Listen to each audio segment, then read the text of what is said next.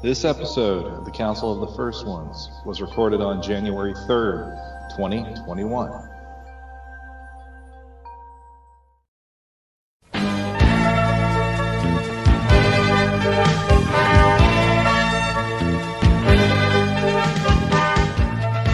Hello, welcome to another episode of the Council of the First Ones. I'm your host, Kelly, and joining us today is David.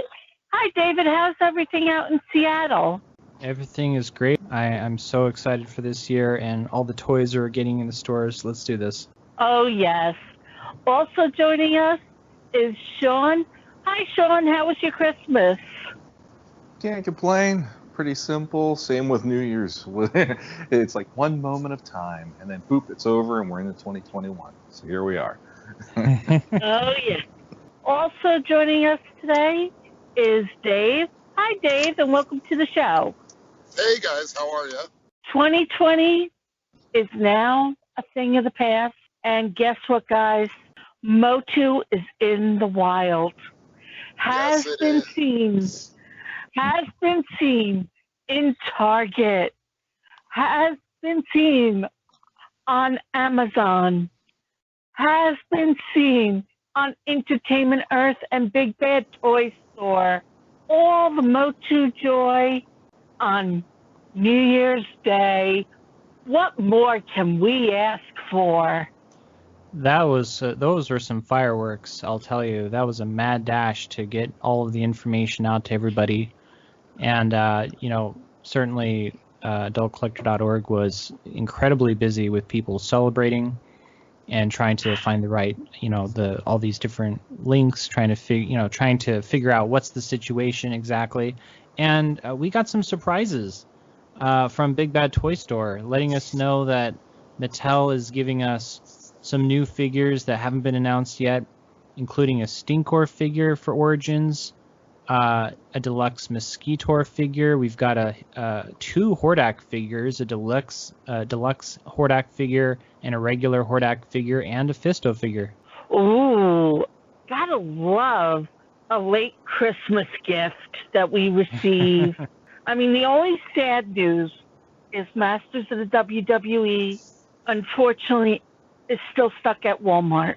That is personally very upsetting to me. That's a line of figures that I reluctantly got into when I started to collect them and play with them. I was really looking forward to a nationwide release online in other brick and mortar stores, and to find out that I'm still going to have to struggle with Walmart's distribution, Walmart's website, was a real blow to the Mattel Masters of the Universe world that they're creating with their figures for me. Yeah, I feel a change.org petition needs to be started to get them released to the wild. Because I know my Walmart, I have not seen any of them. I just finally saw the Grayskull ring that was released last year in my Walmart for the first time. I've seen them here in my stores. In fact, I've almost every single figure that I have, and I've got the complete line so far, I've been able to purchase and track down at Walmart's, but it's still just such a headache. It shouldn't be as hard as it is. Well, thankfully, we can leave Walmart behind. We can put in our orders on Big Bad Toy Store, and if we want to, we can just do that and then wait. We're done. We don't have to do anything else. Of course, it would be nice to get them a little sooner. So I put together a buyer's guide to help people, to point people in the right direction with lots of links and codes and some advice on how they can, set up their pre-orders and then find them in the stores, to basically call around to Target and to very easily track down those new figures, which really they're, as long as you take those certain steps, you're solid. You'll be able to have the Target employee find them in the back room or on the toy shelf, and to put them on hold for you at the customer service desk. Everybody I've spoken with at Target is incredibly nice, very, very helpful. It's been a very different experience than what I had to go through at Walmart. And you'll have your figures in no time. Well, and yeah. David's a little sweetheart, and spoiler alert, he was able to track down a couple of the battle armor He-Mans and Skeletors and Panther for me, and him as well, by using the advice that he gives in that buyer's guide. So clearly your advice worked. Yeah, it's been a learning process. And it does help to befriend store managers and department managers, because I know the Targets around me, they have signs up saying only one Motu figure per purchase. That's Because they don't have their full stock. So the one manager who knows that I'm always there, he's like, you're doing this as a pickup, right? Going curbside where you're not seeing that sign. Mm-hmm. That's good to hear, though. And he turned around, put the full case on the side for me, and we did it as an online in-store pickup, and he brought it out. He's like, don't even bother coming in. You don't need anything else, right? Wow, that is super nice of him. That's super nice. And so far myself, I've also found that the few Target employees that I've talked to have been very helpful. And to be fair, like, I haven't run into a bunch of people at Walmart that were hard to deal with, but I have ran into a few. And it's encouraging to see that Target's principles and the code of ethics, if that's what we want to call it, that they operate by, are to put the customer first and to do their best to try to find what the customer is asking for without giving a whole bunch of attitude or half-hearted answers or anything like that. I do like hearing that some of these Targets are trying to eliminate scalpers by having a one figure purchase per customer. That's nice. Well, because as the manager told me, they didn't get all the full shipment yet, because they're just getting ready to turn over the toy section around January 10th. So if they're not able to find the Motu, it could be that it's too deep in the back room, or it hasn't been delivered, and you might have to wait a little bit. And even that information of January 10th is nice to hear, because that's the same turnaround that we're hearing over here in the Seattle area. So to know that they all reset their aisles on a schedule like that, and it's consistent across the country, that's nice to hear, because you can't go to Walmart and find that. One Walmart resets in 2 weeks, one Walmart resets in 3 days. It was very inconsistent. Mm-hmm. Oh, yeah. Walmart, I found, was very difficult with trying to even figure out their reset. I know I started to talk to a few of the employees. They said, well, we'll reset the toy section more often only in December. Any other month, if we have time, we'll do it. Well, a couple things that I find amazing to add on to that is, with Walmart, the Origins release was, okay, we've got a ton of them in Texas. And then they kind of leaked out here and there over time, and many states didn't get anything. With Target... Oh, I know. With Target, this has been so well planned that it's like, okay, January 1st, guess what? They're all over the country. They're already distributed in the back room, ready to go. Well, and Target really hit the ground running, because I think it was December 31st that figures were starting to show up on the Origins fan page at Target. Yeah. And I wasn't expecting, I was very hopeful that Target was going to keep a better inventory, but I wasn't expecting anything to start hitting their shelves until middle or end of January. Right. And to see that they were like, we weren't even done with 2020 before they said, okay, here you guys go. This is so night and day compared with our experience over the past year with Walmart. Yeah.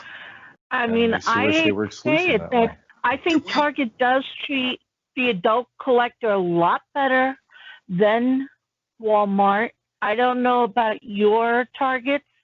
Mine, it's almost the entire back wall is for the collectors, and it's only feet from the toy aisle. So it's not like, where you have to look all over where they hide the collector stuff, and because it's nowhere near the toy section. And you can ask them, and they're more willing, especially if you have either the DCI or it's barcode information. Mm-hmm. Yeah, that's really nice. I wonder if the minis are going to be released in Target as well. Do we know if that's the case? They're supposed to be. They it's can supposed be. To be all the Motu is out in the wild now. And really, a lot of people, most of us are going to have to look for those minifigures in the wild because, like you can order them on Big Bad Toy Store, but you have to buy them randomly. Like when you're at the store, you can check the bottom of the case and you'll know what you're getting. This time, if you want to get them online, you just have to just buy a whole case and cross your fingers. Yeah. Yeah. And most times the case will have at least one complete set. Mm-hmm. And possibly up to 2 complete sets because the case of the minis is 18 figures. Unless they, we don't know exactly for sure what's going to be included in the, in the new sets. We've seen, those announcements at PowerCon and some screenshots, but what we'll actually get is yet to be determined. We'll see. So what do you guys think of the figures now that we're seeing all of these in-hand photos of them online? I'm glad that we're seeing it's not just the collectors, but the kids playing with them. Yes. Because we have to make sure the new generation gets their hands on these awesome figures. Yeah, I agree with that. I sat around on Christmas Day. It was just all my kids had separated and gone to another parent's house, and it was just my wife and I for Christmas.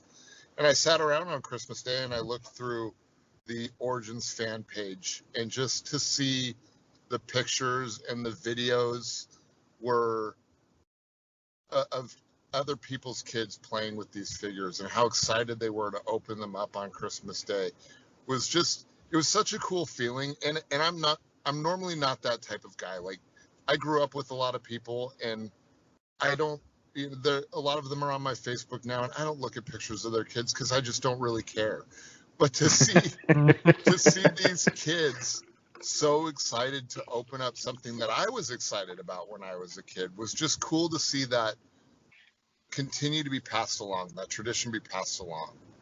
And as far as the figures are concerned, it took me a while to start to open my Wave 1 and Wave 2 figures. And by the time I opened them and I started to kind of play with them a little bit, there were little things like, I understand the half swords in the He-Man and Skeletor packs. I wish they weren't. I wish they were just a full sword, considering that Filmation completely abandoned the two halves of the Power Sword story. But the figures themselves are very sturdy. Like, I couldn't have been any more impressed with the quality of the figure. Even Skeletor's face had grown on me by the time I had gotten it out and really started to play with it. Like, at first, looking at it in the package, I thought, I don't like this weird open mouth Skeletor face, but I actually kind of prefer it now. Like, it's grown on me to a point where I look at it and I think, okay, you're not a weird open mouth face. Like, this is a sinister looking Skeletor. Yeah, it's much better in hand. Well, speaking of Skeletor's face, I just wanted to add that with Battle Armor Skeletor, what you'll find is he comes with 2 heads, right? One of them has a very exaggerated frown face, and the other is him smiling. He's got this smirk. Yeah. And I thought, okay, so you have 2 opportunities to get this right, Mattel, to make Yeah. him look like the vintage head, and one side of one head looks right. That's it. You know, I mean, I don't know what the thought process is exactly, but behind the designs, but I mean, come on. I really don't want to spend $35 to $50 for a custom head from some artist, so I can get my vintage head on my toys. I was wondering what your take on that was going to be. I figured that smirking face, someone was watching the Christmas special when he was grabbing Riley. Yes, exactly. And he just had that bear grin going on. I'm like, that is a nod to the Filmation. A little Easter egg that only the diehards will understand. I'm not nice. I'm okay with the smirking Skeletor. I feel like in the way I've always envisioned Skeletor, even when I'm not watching the cartoon, is he's kind of smug and will throw his little jabs out there, and it's almost as if he's proud of it a little bit. But my problem so far with the battle armor from the pictures that I've seen is the eyes. I'm unsure why they changed the paint deco so far from the single-carded Origins figure to what they did with the battle armor figure. It's like he's got 2 little red beady eyes, and there's not enough black in that eye socket to make him look like Skeletor. For me, my biggest thing about it, and this is, I'm that guy. I'm just always going to be that guy when it comes to this. My thing is with the like furrowed brow version of him. I feel like it's like you said, it's the Christmas special and all that. There's a part of me that's just like, when I was a kid and I saw these figures, I didn't make them comedic. I didn't make them where there was like something like Skeletor's face didn't need to move. A skull face on a man coming at you would be enough to make you go, that ain't right. That's creepy. there's something wrong with this man. And it's like when you start putting expression onto a skull, that to me is a little like, I don't know. I'm not a huge fan of that one, just for the fact that I like looking at these as more serious. And I know it's a kid-friendly line, but when I was a kid, I played seriously with these things. I wasn't like comedic about the way I did it. And, I wasn't the biggest fan of Filmation for that reason with the comedic side of it. I was like, no, I'm playing with this where this is life and death. This isn't Skeletor going, meow, all the time. This is like, Skeletor is like this demon. He's coming after you. So, yeah, I wasn't the biggest fan of seeing that, but I feel like at least the other head they have is like a meet in the middle of what I'd rather see compared to the first release. It's not perfect, but it's okay. You bring up a good point, because I don't think that kids of this generation are so far removed from that type of play that they're sitting and I don't think kids are making imaginary playtime this safe space that the 21st century wants everybody to have, where you've got to play fair and you've got to treat everybody equally and things like that. I don't think toys are like that for kids. I think kids are still sitting and playing, and Skeletor is probably still telling He-Man, I'm going to kill you. Yeah. I'm going to capture you and put you in a cavern somewhere and you're never going to get out. Like, exactly. It's still very dire for people in a kid's brain. For instance, my son's 4 years old. He started getting into a lot of these lines, and he plays with them, and every day I hear him playing with something, and then all of a sudden he comes up to me and goes, Daddy, he died. I'm like, really? He died. And I'm like, you killed Batman. Yeah. And then he just walks away, and he's very sad about it. But I'm like, my kid takes this seriously, and that's how I was. It's like he doesn't need a safe space. He puts like the hero is up against the odds, and if the odds are against him, he might not make it. And I'm like, props. That's how I used to play He-Man. In order for Adam to become He-Man, the chips had to be so down against him that he finally drew the sword, because it was like, this is my last option, and it made the drama of playing even more fun, So it's like, when I see that kind of stuff, it's always like, I don't want it comedic. Can we just make it what we had, where it was like, here's serious or whatever? But in this day and age, they've adopted the comedic side of it too, and the lighter tone, and lifted it into this in some ways. And it's like, you can have your cake and eat it too in the line that way, I guess. I was curious. Actually, it makes me think, what is the difference between kids nowadays and when we were kids, in terms of, just playing with action figures, and are they thinking of them inside of a world that consists of a video game that they've been playing, or, Peppa Pig or whatever else they're watching on TV? I can tell you, I've raised a gaggle of kids so far, and at least in my house, and I'm the type of parent where I just let my kids pick up what they want and play how they want.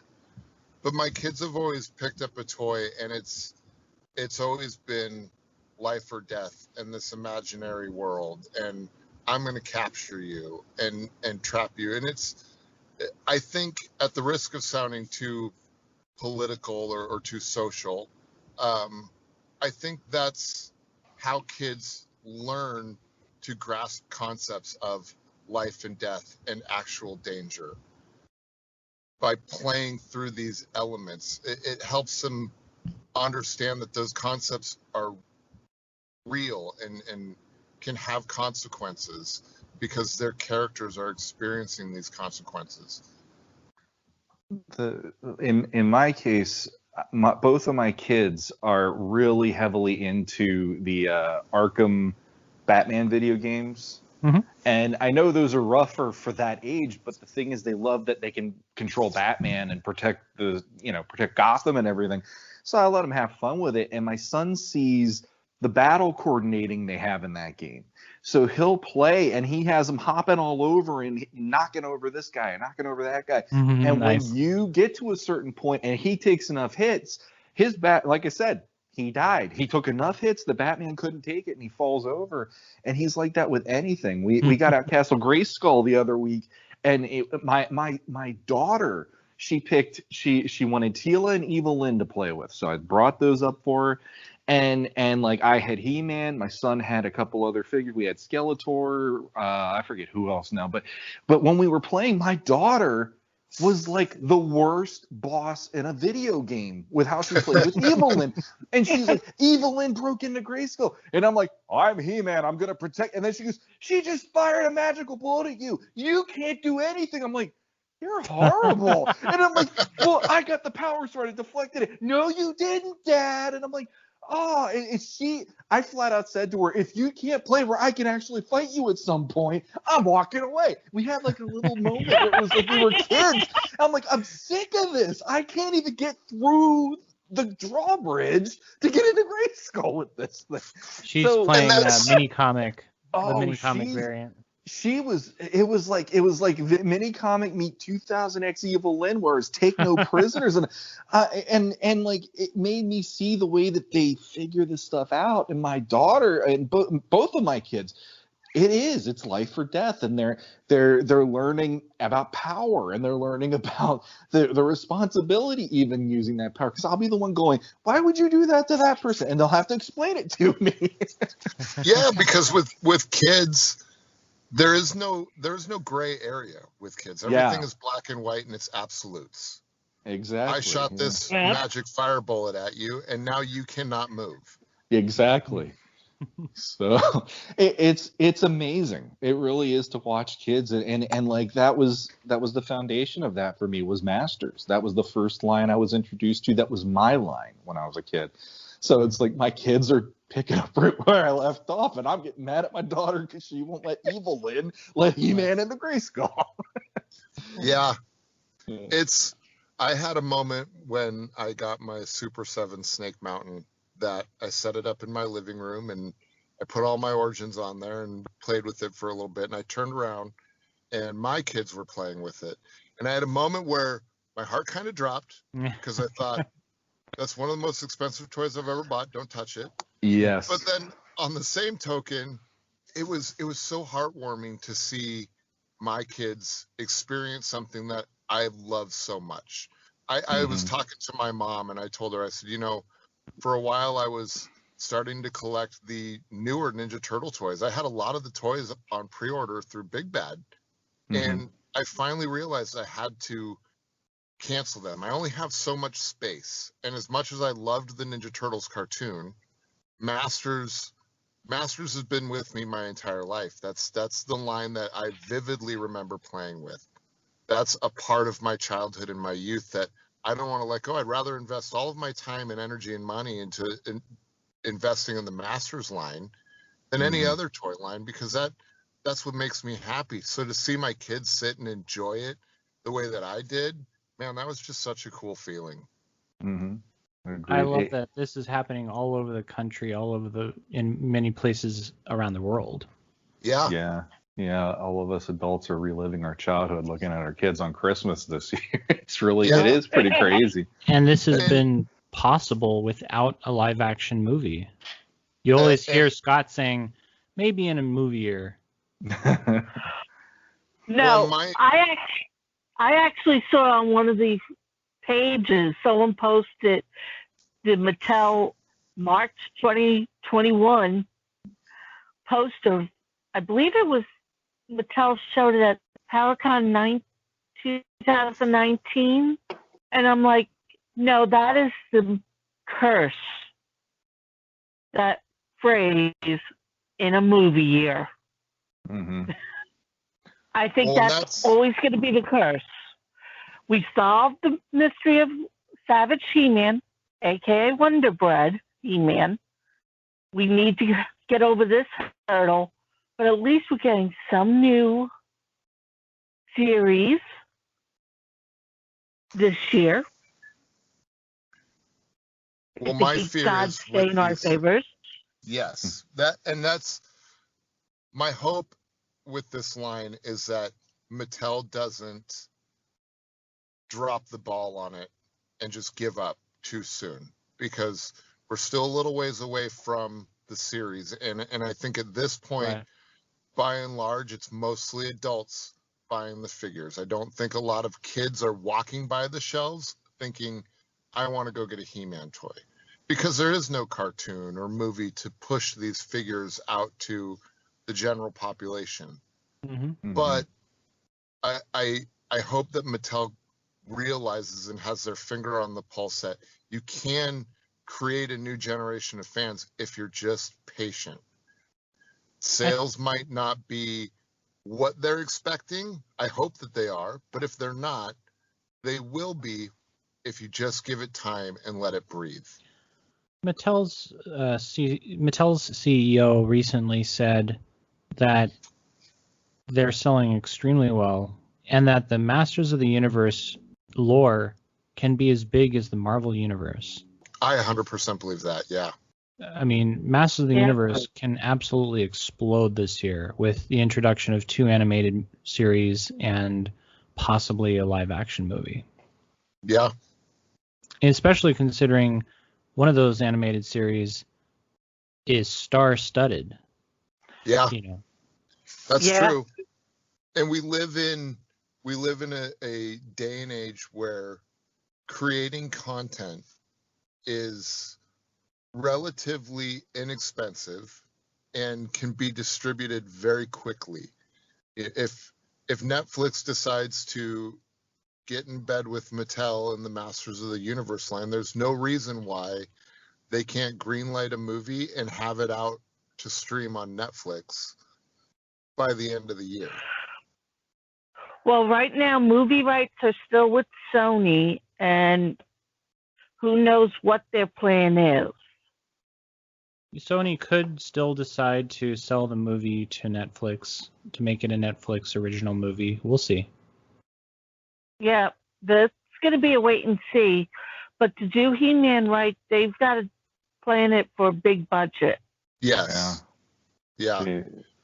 The amount of CGI in general for some of these characters, and I know it's capable now. I mean, we've seen Marvel movies where they do it and everything, but it's like this world is definitely not like a Marvel movie where, you know, there might be a CGI character or two that are main characters, but everybody else might have makeup on or something, you know. So I mean, imagine like most of Skeletor's guys at this point. I mean, that would be some decent CGI. Too bad, probably Clawful with his claw, and imagine Trapjaw and stuff. I mean, some of these guys, they're going to be interesting. Scareglow, if they put him in. Yeah, and even the setting. I mean, these Marvel movies take place in New York New City. York, yeah, So basically. You're going to have to invest a lot of money into creating Eternia, depending on how you want Eternia to look. Yeah. Go ahead. You can't just walk into the city and go, well, here's the New York skyline. Exactly. Welcome to Eternia. Welcome to Eternia. Yeah, it's a brand that I think it works best in animated form because anything's possible in animation. And you know, for me, I don't necessarily. I know people are interested in a live action because Lord knows the original one didn't. It wasn't the way we hoped it would be. But there is a part of me that just going. If there's an animated anything for this, I think it's going to feel more true to what I'd rather see than worrying how and a live action one will be, and if this actor can carry this properly and blah, you know, because there was already the fuss about the Noah Centineo not bulking up enough to look like He-Man. I'm just like, I'm sick of these arguments already. Like, at least this year, Revelation is coming out. And the more I'm hearing out of that, the more I'm like, okay, I feel like they're giving it the proper respect, but there is that frustration still of we haven't seen much. So, you know, it's like we got figures. Figures are good. Well, we got to start at least to 2021 that way. But. Yes, I think we did. By the end of the year, we're going to be so happy. We're going to have toy shelves packed with figures. We're going to have Castle Grayskull. I predict that by PowerCon we'll have an announcement of like Snake Mountain, you know, that would be amazing, you know, with and even more figures. And hopefully, you know, it's sad news to hear that Masters of the WWE Universe, they're being essentially left behind as Walmart exclusives. You know, I hope that changes, and because really they were being put out at a fast pace. And I hope that continues. Yeah. So even if we don't get a live action movie, I'm sure we're going to get 2 animated series and lots of, you know, figures like Masterverse and maybe some other figures that depict those characters. It's going to be a great year. Yeah, I think so. And I'm really excited for the series because I just recently went through and started purchasing digital downloads of the Shira series from Netflix. And I purchased the first 3 seasons. They were the only ones that were available for purchase at the time. And I was surprised. I didn't realize that Shira went 5 seasons. Yeah. So that was encouraging for me to look at and go, okay, you know what? We're probably going to get a hearty chunk of Masters material here between these 2 seasons or between these 2 shows that, you know, I can be happy with. Yeah, the thing that gets me is that like Netflix is really good at getting these things back out there within, you know, a certain amount of time that your interest isn't waning as much compared to some other things. So yeah, like it is really crazy to go, like it felt like just yesterday Shira debuted and it's already finished, you know, like as of last spring or whatever, it's done. And the one, what was it? The season 2 and 3 were kind of abbreviated, but still, that's still like 4 seasons packed, technically. And you know, so and that's the beauty of Netflix to me is like, okay, at least the continuity maybe will be there between episode to episode. We're going to build into a bigger arc of a story There's going to be some big payoffs when we get to the end. Maybe a couple tears will be shed. Who knows? There might be some satisfactory storytelling through the way that they do it, compared to the episodicness that we grew up with. So For sure. That'll be fun. Yeah, and back to David's point with it's a star-studded lineup of voice actors. Yeah. And the fact that Netflix is willing to invest that much money into the production of this show is encouraging for its longevity of the show. It's going to be huge on social media. Yeah. I don't think you hire that caliber of talent to do the voice work and only plan for a short series run. Right. Yeah. It's going to be very interesting to see where they take it. Yeah, by this time in 2022, we're going to be saying, when's season 2 coming out?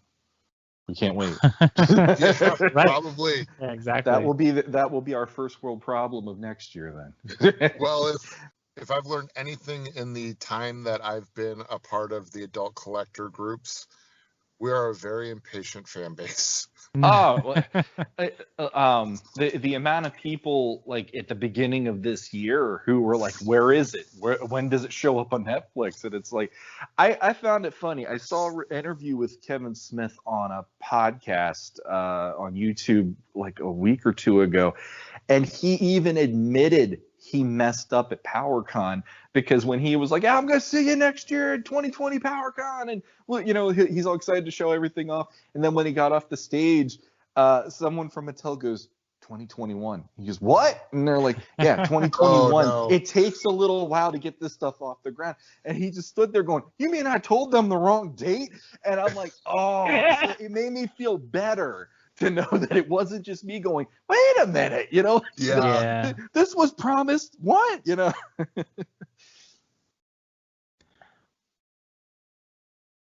No, I think this is just the beginning of our wonderful 40th anniversary year coming up in 2022.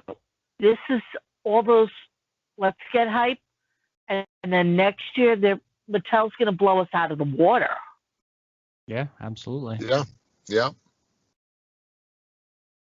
I'm going to need a lot more shelf space, that's for sure. I mean, I when David sent me the link to the Big Bad Toy Store site, I looked at it and I thought, they're not pulling any punches here. I mean, everything they had planned for the first 2 quarters is already up for pre-order on that site. Yeah, if they offer anything else this year aside from everything that was already on Big Bad Toy Store, I'll be wonderfully surprised. Yeah, and to be honest, they really could. I mean, Castle Grayskull was an unannounced playset that just showed up on Walmart's website for pre-order one day. Yeah. Mattel hadn't mentioned that at all, so it's very possible that we could get a Snake Mountain by the end of the year, and a whole, other 2 to 3 waves worth of figures. Here's a random question about Origins though. With the they're rapidly bringing these waves out, because it really has. I mean, it started going on the shelves in August of last year, correct? Like around August, September, and here we are on wave 4 already. So how many more waves do you figure that they're going to be able to do this and have the pretty much quick release schedules like they're trying to do right now? Because it seems like they're going to be at the wave 10 by December, the way this is looking to me. That's what concerns me, and that's why I worry about Mattel pulling the plug on this early, is that they're releasing so much so soon. Because Big Bad's up to wave 6, and they're up to wave 6, but they skipped wave 5. They've got 1, 2, 3, 4, and 6. Mm-hmm. So we don't even wave 5 could be the deluxe. It could be the deluxe, but on to that point, maybe they get to the end of these single carded figures and they go into more deluxe figures, and maybe even craft more battle armor type characters, and really start to get outside of the Origins box and more creative with what they can do with the Masters line, hopefully, instead of just dropping it all together. Because you're right, they're coming out so fast. They could be up to wave 10 by the end of the year if that's what they wanted. Yeah. Well, and by the end of the year. Well, I'm wondering if they want to make sure there's the big fan base before they introduce the multiverse, the Masterverse line, because those are going to be the higher priced figures. And if the kids are excited right now with the $15 Origin figures, they're going to be begging them for the $30 Masterverse. Mm-hmm. So I could see where they're going with all these rapid waves, trying to get everyone excited, and then probably either quarter 2 or quarter 3, because they did say summer of 2021 we're going to be seeing those. Mm-hmm. That's actually a really good point, because another well-known property that Mattel has under their banner is the WWE line, and you can go and you can pick up a figure for $10, just a basic figure, or you can pick up an elite figure for $20, or you can pick up their newly released ultimate figures for $30. Mm-hmm. So that could be, let's build up the fanfare for these figures and get people wanting to invest more money slowly in the long run. Yeah, that makes sense. 'Cause it made me wonder, is it going to be like a baton handing off kind of a deal, or is it they're going to be at the same time, with Masterverse and Origins and everything? I think so. I honestly, I see no reason why they can't just keep the Origins line going. Like Dave pointed out, you have the different tiers of figures, and I've heard people at Mattel talk in the past about like Scott talking about the importance of having different price offerings on the shelf, like the small Eternia minifigures for $5, along with the $15 figures, along with the $20 figures. And by the way, up until now, my understanding is that the Masterverse figures will be $20 and not $30, and unless of course there's a price increase. Well, the other thing too, just real quick, the other thing too is that if you see Masterverse and you look at that and that's not the quote unquote traditional version of He-Man or Skeletor, because I have a feeling there's going to be a spin with how they designed them for the new series, then like as a collector you're going to see maybe the Masterverse one, and if you don't have Origins on the shelf, they'll go, but it's not He-Man the way I want to see He-Man. But it's like, then there's Origins, you have 2 offerings at least to decide. So that's actually not a bad way of handling it. Yeah, that's a good point. I thought we were getting a Masterverse and a Revelations series of toys. Are they 2 separate lines, or are they one line, Masterverse Revelations? Well, it's one line. It's Masterverse Deluxe Classic style figures, and they're starting out with designs from the Revelation series. Okay. I'm actually very happy with that. I can deal with that. Mm-hmm. Because I with my Origins, those are my play with figures. All my classics so far have been put on display in a shelf. I don't play with those, but I don't mind playing with the Origins figures. And if they get a little banged up or the paint chips, that's fine.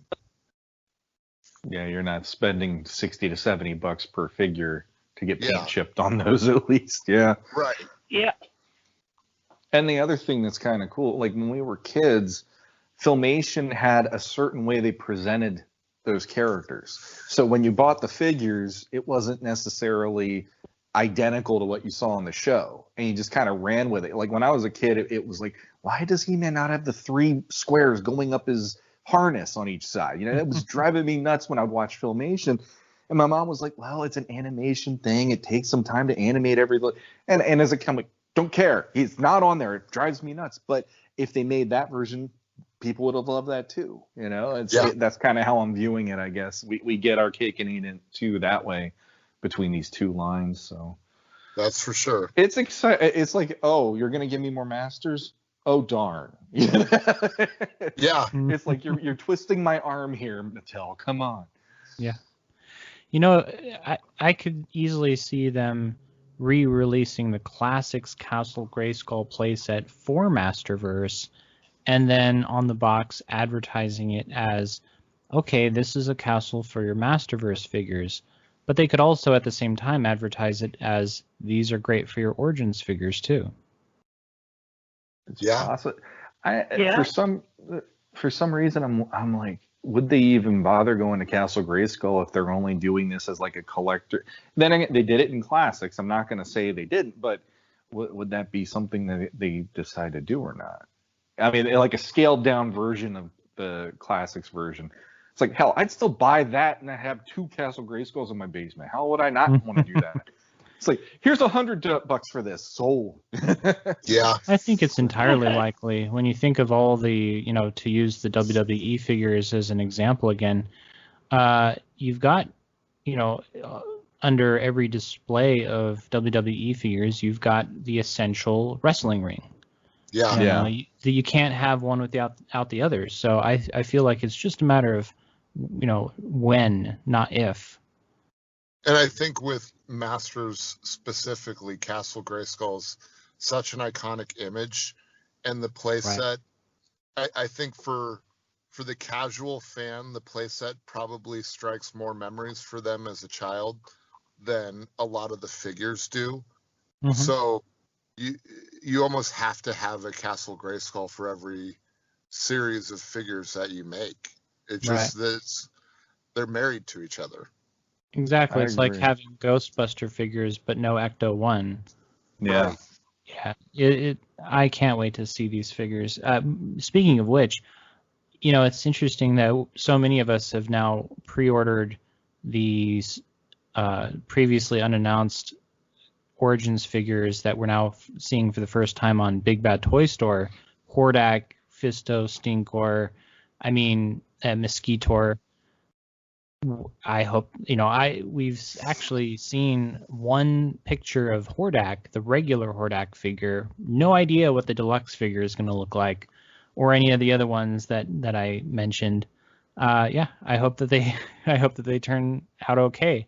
It kind of reminds me of when we would order like Mythic Legions figures or Super 7 figures when and we're not entirely sure what they're going to look like. It reminds me of when we were kids looking at the trademarks on the bottom of the mini comics, and it's like in your head you see Clawful and you don't know what Clawful looks like yet, or what it's kind of got that flavor to the nostalgia feel of Fisto. I know how Fisto's supposed to look. How is he gonna look in this? Yep. I'm very hopeful for those deluxe figures that they're going to be just fine, because really my only problem so far with the deluxe figures are the size of the battle armor and Skeletor's face. Overall, I can't complain with much else so far of what I've seen, and from the pictures that I've seen of Ram Man and Clamp Champ, those figures look fantastic. So I can't imagine that. I have to look at the battle armor figures as being a one-off, just harder to produce, because however the figure is built on the inside and needs to move. Maybe that's why the battle armor is the way that it is. But Sure. I've got to be hopeful, just basing it off of Ram Man and Clamp Champ, that everything else is going to look just as good. Well, yeah, with Deluxe Hordak, I assume that we're going to get either Hurricane Hordak or what was the other one? Buzzsaw Hordak. Buzzsaw, yeah. Yeah, it's got to be one of those, right? Yeah, I would assume, yeah. I wonder what they're going to announce at San Diego Comic-Con. What else are they going to cook up for us? That's actually a really good call. And PowerCon too. Let's talk about the con for a second. What do you guys feel about? I don't know how many of you guys bought the Lords of Power playset from the PowerCon, but now they're releasing Lords of Power single-carded figures. How do you guys feel about that? And we still don't know exactly what those are. Are they going to be straight up copies of the exclusive figures, which I really hope they're not? Or is that just another way of them saying, yeah, these are mini comic variants, but this is what we called them because they're using those molds? I don't know. Yeah, I'm on the fence. The only saving grace that I find in it is that the more I sit and look at my Lords of Power set, the more I want to open it and play with the figures. But I also want to keep it on display because the box is really cool. Yeah. So I look at it and go, okay, well, if you're going to give us a single carded figure, like at least I can open those and play with them. But I hope there's enough difference. And maybe Lords of Power is just a working secondary title that they're going to release these characters under as the original 5. I don't know. I hope it's something different because I feel like if it's just Mattel recasting these figures from the same mold, that's kind of a chintzy move to do to guys when you say, hey, everybody, you can only pick this up. This is a con exclusive. But in a year, we're probably going to put them on the shelves as single-carded figures, so don't spend all your money. Mm-hmm. Yeah, and I agree with that completely. Go ahead. Well, look at Shira. The only difference between the PowerCon and the retail is the head. The rooted hair and the sculpt. Yeah. I mean, there's very little difference. The paint deco is almost identical. I mean, that's we're true. paying basically for the rooted hair and the card back. Yeah. So would it make us feel better if we ended up getting Lords of Power figures single carded, but they're not as nice? I think they're going to have to reduce the paint deco. Right. To make it a little better. But most of those figures didn't even have more than one accessory with the Lord's Power set, if I remember correctly. Well, the one that I can bring up recently in the last few years at I think it was San Diego Comic-Con, the NECA put out the 4-pack of the Teenage Mutant Ninja Turtles with the VHS box as the home for them, the box casing. And I almost feel like if they go that route, it's going to be similar to that where, okay, we are going to release it for those of you who didn't get it, but there is going to be something that's maybe lessened, either the paint deco or maybe the accessories will be different or something. And it's just in the standard card, like how they did with taking them out to GameStop. And then it's like you don't have as many, there were like less hands that you could take on and off to give them different poses. But you got like, here's 2 extra hands, here's the weapons, here's a piece of pizza, have fun, And I almost think maybe that's the way they're looking at the business model for that. But I do agree, because the one thing to factor into that thinking is PowerCon, that's needed to help fund PowerCon. That's like part of their money. So like Mattel doing that makes me almost go, aren't you kind of cutting yourself off at the knees by doing that? Because people next year might go, I'm not going to order it through PowerCon. I'll wait till they're only $15 on the shelves at Target, Yeah. So they got to tread that lightly how they plan this, I think.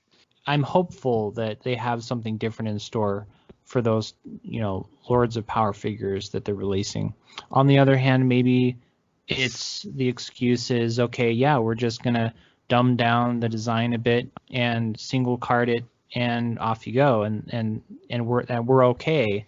And then later you'll get fancier accessories that you can use to upgrade that figure to the same level of quality as the Lords of Power exclusive in a weapons pack. Sure. Yeah. I I would be content if they just released the original 5 as a single carded figure, Masters of the Universe Origins, parentheses, the Lords of Power. And these are the original 5 characters that were the prototypes were based off of, or that the toys were based off of, and paint them as the mini comic style. Give us He-Man with his boot dagger. Give us, Sure.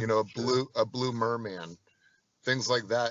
Make them different in a way that I can look at the Lords of Power set I have now and go, okay, this is what the prototype was supposed to look like had this ever been released, and this is a mini comic variant under the Lords of Power title because this was the original 5. Sure. Yes, we absolutely need proper mini comic variants of these characters. Yeah.